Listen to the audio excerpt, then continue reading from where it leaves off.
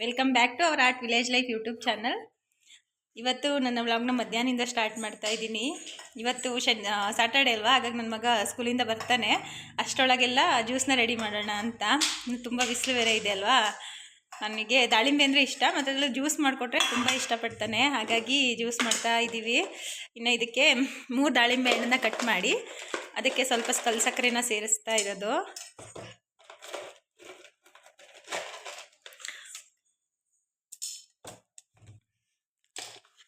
ಇದಕ್ಕೆ ಒಂದು ಚಿಟಿಕೆ ಆಗೋಷ್ಟು ಉಪ್ಪು, ಟೇಸ್ಟ್ ಸ್ವಲ್ಪ ಜಾಸ್ತಿ ಆಗುತ್ತೆ ಉಪ್ಪು ಹಾಕಿದ್ರೆ, ಹಾಗಾಗಿ ಉಪ್ಪನ್ನ ಸೇರಿಸ್ತಾ ಇರೋದು. ಇನ್ನು ಒಂದು ಸ್ವಲ್ಪ ಏಲಕ್ಕಿನ ಹಾಕೋಣದು ಅಂತ. ಒಂದು ಏಲಕ್ಕಿ ಹಾಕಿದ್ರೆ ಸಾಕಾಗುತ್ತೆ.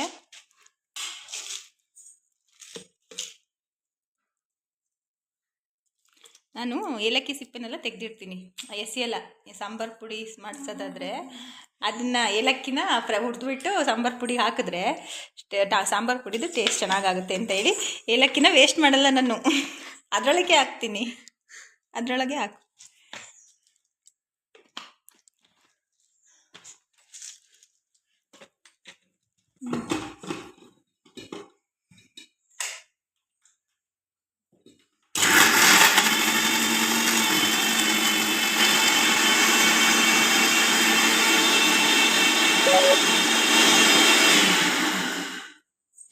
ಇವಳಿಗೆ ಇಲ್ಲಿ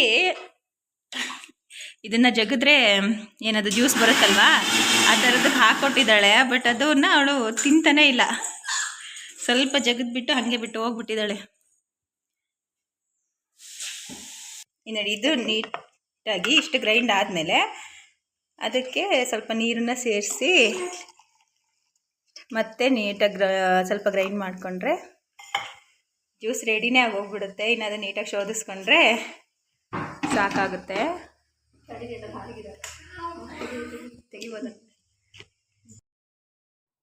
ಇನ್ನು ನೀರನ್ನು ಎಷ್ಟು ಜನ ಇರ್ತೀವಿ, ಎಷ್ಟು ಗ್ಲಾಸ್ ಬೇಕೋ ಅಷ್ಟನ್ನು ನೋಡಿಕೊಂಡು ಅದಕ್ಕೆ ತಕ್ಕಂತೆ ಕಲ್ ಸಕ್ಕರೆನ ಸೇರಿಸ್ಕೊಂಡ್ರೆ ಜ್ಯೂಸ್ ರೆಡಿನೇ ಆಗೋಗ್ಬಿಡುತ್ತೆ. ಇನ್ನು ಈ ಬಿಸಿಲಿಗಂತೂ ಈ ಥರ ಜ್ಯೂಸ್ ಮಾಡ್ಕೊಬಿಟ್ರೆ ತುಂಬ ಟೇಸ್ಟಿಯಾಗಿರುತ್ತೆ, ತುಂಬ ಚೆನ್ನಾಗಿರುತ್ತೆ. ಇನ್ನು ಎಲ್ಲ ನೀಟಾಗಿ ಅದನ್ನು ಶೋಧಿಸ್ಕೊಂಡ್ವಿ. ಅದು ತರಿಯಾಗಿ ಸಿಕ್ಕಿದ್ರೆ ಕುಡಿಯೋದಕ್ಕೆ ಅಷ್ಟು ಚೆನ್ನಾಗಿರಲ್ಲ. ಹಾಗಾಗಿ ನೀಟಾಗಿ ಮೇಲೆ ಏನು ಅದು ಸೀಡ್ಸ್ ಇರುತ್ತೆ ಅಷ್ಟು ಮಾತ್ರ ಉಳಿಯೋ ಥರ ಶೋಧಿಸ್ಕೊಬಿಟ್ಟು ಚೆನ್ನಾಗಿ ಅಂದರೆ ಚಿಕ್ಕದಾಗಿ ಗ್ರೈಂಡ್ ಮಾಡಿಕೊಂಡ್ರೆ ವೇಸ್ಟ್, ಅಂದರೆ ಅದು ವೇಸ್ಟ್ ಏನು ಉಳಿಯುತ್ತಲ್ವ ಅದು ಜಾಸ್ತಿ ಉಳಿಯಲ್ಲ.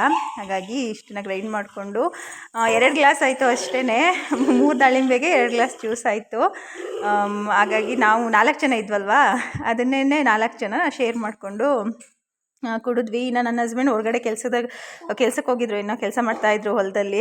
ಹಾಗಾಗಿ ಫುಲ್ಲು ಬಿಸಿಲಲ್ಲಿ ಬಂದಿದ್ದರು. ಅವ್ರು ಅದನ್ನೇ ಹೇಳ್ತಾಯಿದ್ರು, ಈ ಥರ ಜ್ಯೂಸ್ ಮಾಡಿಕೊಂಡ್ರೆ ಅಂತೂ ನನಗೆ ತುಂಬ ಖುಷಿಯಾಗುತ್ತೆ, ಈ ಬಿಸಿಲಲ್ಲಿ ಈ ಥರ ಜ್ಯೂಸ್ ಇದ್ಬಿಟ್ರೆ ತುಂಬ ಚೆನ್ನಾಗಿರುತ್ತೆ ಅಂತ ಹೇಳ್ಕೊಂಡು ಮಾತಾಡಿಕೊಂಡು ಅಲ್ಲೇ ಹೊರಗಡೆ ಕುತ್ಕೊಂಡು ಕುಡಿದ್ವಿ.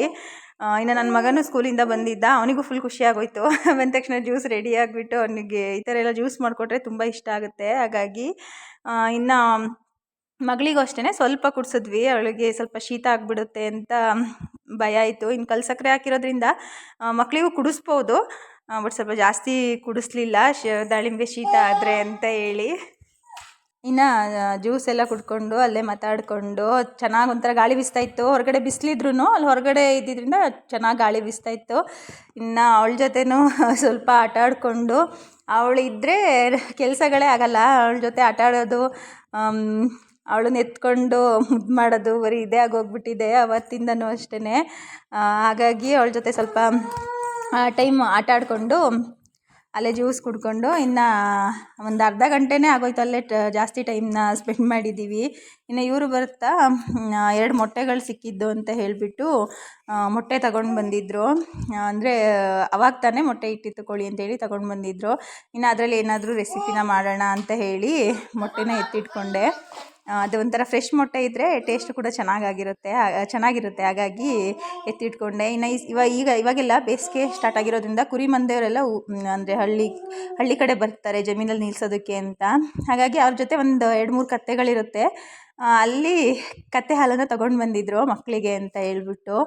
ಇನ್ನು ಈ ಕತ್ತೆ ಹಾಲನ್ನು ಹಾಗೆಲ್ಲ ಹೇಳೋರು ಹಿಂದೆ, ಒಂದು ಸಲನಾದರೂ ಮಕ್ಳಿಗೆ ಕುಡಿಸ್ಬೇಕು ಕತ್ತೆ ಹಾಲನ್ನು ಅಂತ.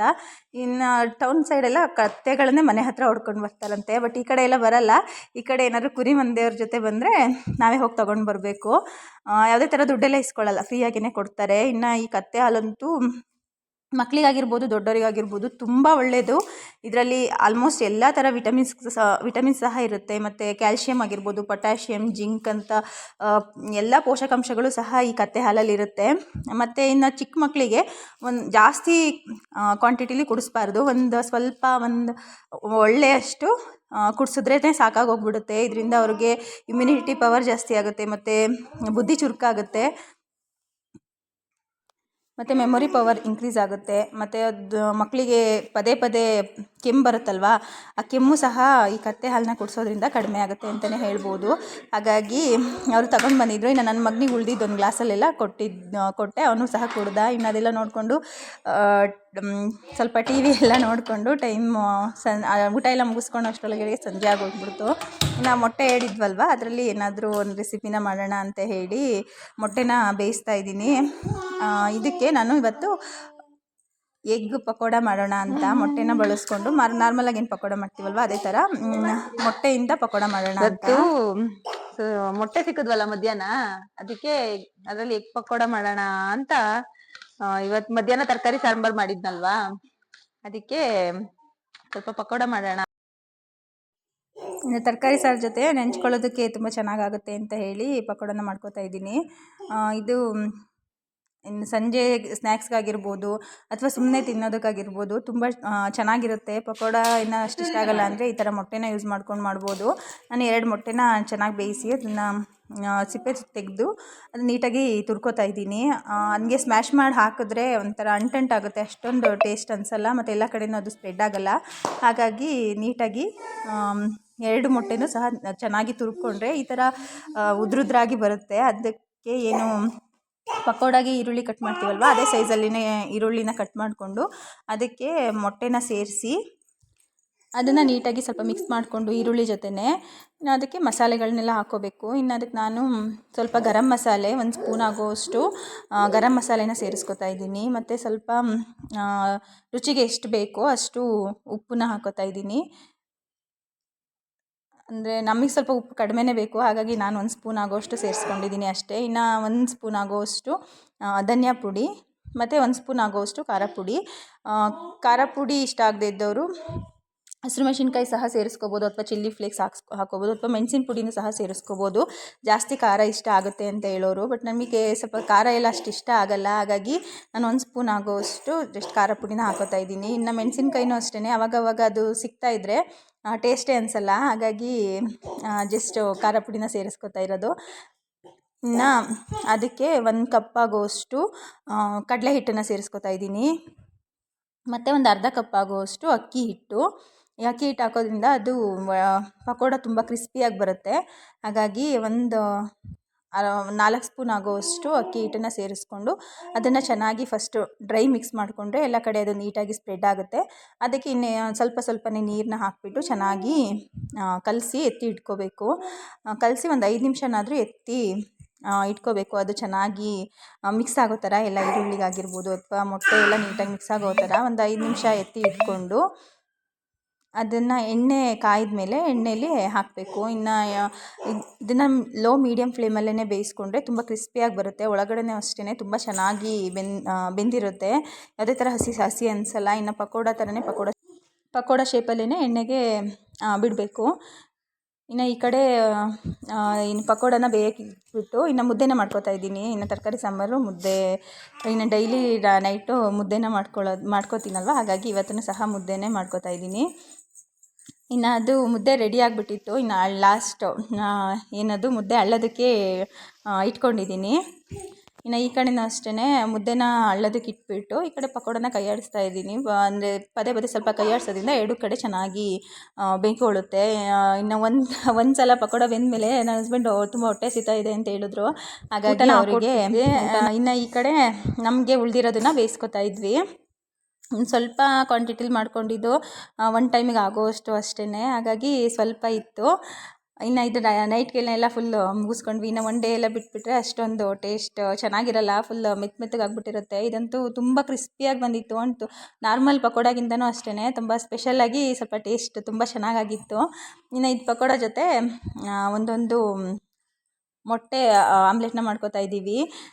ಇದಕ್ಕೆ ನಾನು ಎಣ್ಣೆನ ಯೂಸ್ ಮಾಡಲ್ಲ, ತುಪ್ಪನ ಹಾಕಿಬಿಟ್ಟು ಈ ಥರ ಆಮ್ಲೆಟ್ನ ಮಾಡ್ಕೋತೀವಿ. ಇವತ್ತಿಂದು ದಿನ ನಮ್ಮದು ಈ ಥರ ಇತ್ತು. ನಮ್ಮ ಇವತ್ತಿನ ವಿಡಿಯೋ ನಿಮಗೆ ಇಷ್ಟ ಆಗಿದ್ದರೆ ದಯವಿಟ್ಟು ಲೈಕ್ ಮಾಡಿ, ಶೇರ್ ಮಾಡಿ ಮತ್ತು ನಮ್ಮ ಚಾನಲ್ನ ಸಬ್ಸ್ಕ್ರೈಬ್ ಮಾಡ್ಕೊಳ್ಳಿ. ಯಾರು ನಮ್ಮ ಚಾನಲ್ನ ಇನ್ನೂ ಸಬ್ಸ್ಕ್ರೈಬ್ ಮಾಡದೆ ಹಾಗೆಯೇ ವಾಚ್ ಮಾಡ್ತಾ ಇದ್ದೀರಾ, ದಯವಿಟ್ಟು ಸಬ್ಸ್ಕ್ರೈಬ್ ಮಾಡಿ ಆಮೇಲೆ ವಾಚ್ ಮಾಡಿ. ನೀವು ಸಬ್ಸ್ಕ್ರೈಬ್ ಮಾಡೋದ್ರಿಂದ ನಮಗೆ ಸಪೋರ್ಟ್ ಇನ್ನೂ ಜಾಸ್ತಿ ಸಿಕ್ತಾಗುತ್ತೆ. Thank you.